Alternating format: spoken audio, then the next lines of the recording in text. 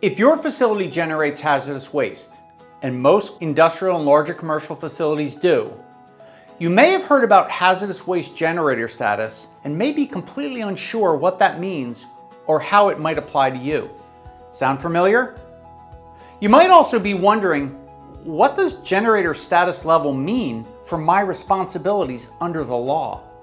Under the RCRA regulations, the EPA and your state categorize hazardous waste generators into 3 groups. They are very small quantity generators, or VSQGs, small quantity generators, or SQGs, and large quantity generators, or LQGs. Each of these comes with their own set of rules, obligations, and risks. But what's really the difference between these, and which am I? These are great questions, and if you aren't sure, then we're going to answer those questions right here, right now. I'm Doug Ruhlin, Principal Environmental Consultant here at RMA. We've helped many businesses with their waste and hazardous waste management programs across the country. And in the next few minutes, I'm going to walk you through the key differences between these different categories of hazardous waste generators so you can figure out where your facility stands and what that might mean for your compliance program. So let's start from the bottom hazardous waste generator category and work our way up. We start with the very small quantity generator, or VSQG. If your facility generates less than 100 kilograms or 220 pounds of hazardous waste in a calendar month, that's about half a 55-gallon drum, you're probably a very small quantity generator. VSQGs are subject to the fewest regulations, but don't make the mistake of thinking this means you're off the hook. You still have to identify your hazardous waste correctly, store and label your hazardous waste correctly, make sure it goes to a proper disposal facility, and you can't store more than 2,200 pounds on site at any time. Some states require VSQGs to register or notify, even if the EPA doesn't, so check your state's rules. And remember, if you ever exceed that monthly limit, even just once, your status is going to change. Next up is the small quantity generator, or SQG category. If you generate between 100 and 1,000 kilograms per month, or 220 to 2,200 pounds of hazardous waste per month, that's roughly 1 to 5 55-gallon drums as an example, then you fall into the small quantity generator category. And here's what comes with that.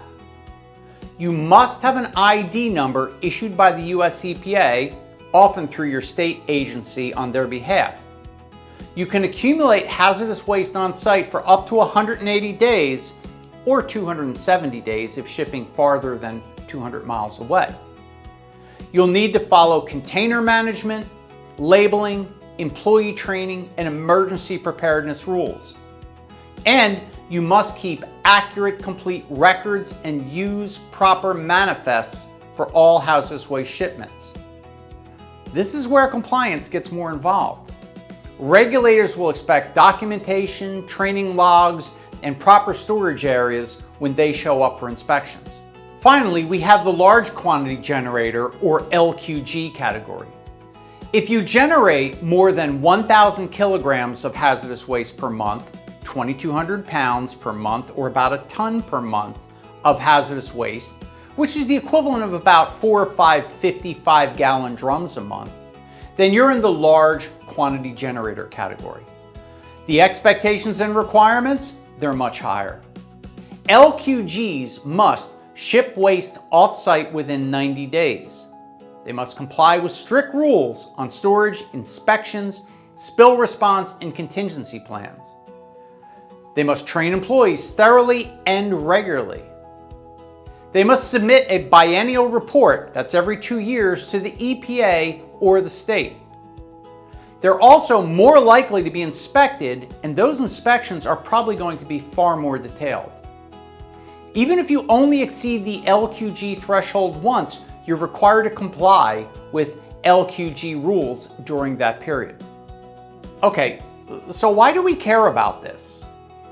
Because misidentifying your generator category is one of the most common and most costly mistakes facilities make. If you're a very small quantity generator acting like a small quantity generator, you may be over-complying and wasting time and money. But if you're a small quantity generator acting like a very small quantity generator, you could be racking up violations and penalties. Understanding your category helps you avoid fines, streamline your operations, and ensure your team knows exactly what's expected and what's required. One last thing, can you change your generator status? Yes, absolutely, and there are great reasons to do so. Hopefully, you're reducing your hazardous waste generation, and if you started out at a higher level, then you can register at a lower level when appropriate.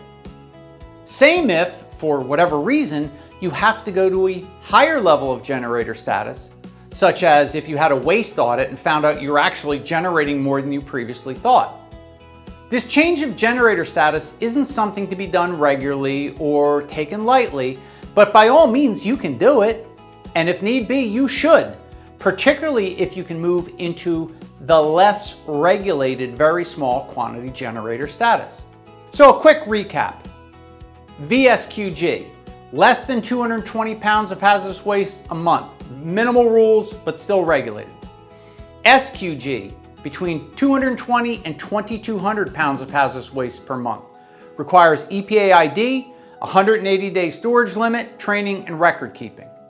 And finally, the LQG, over 2,200 pounds a month, full compliance with RCRA, 90-day limit, biennial reporting, and stricter oversight.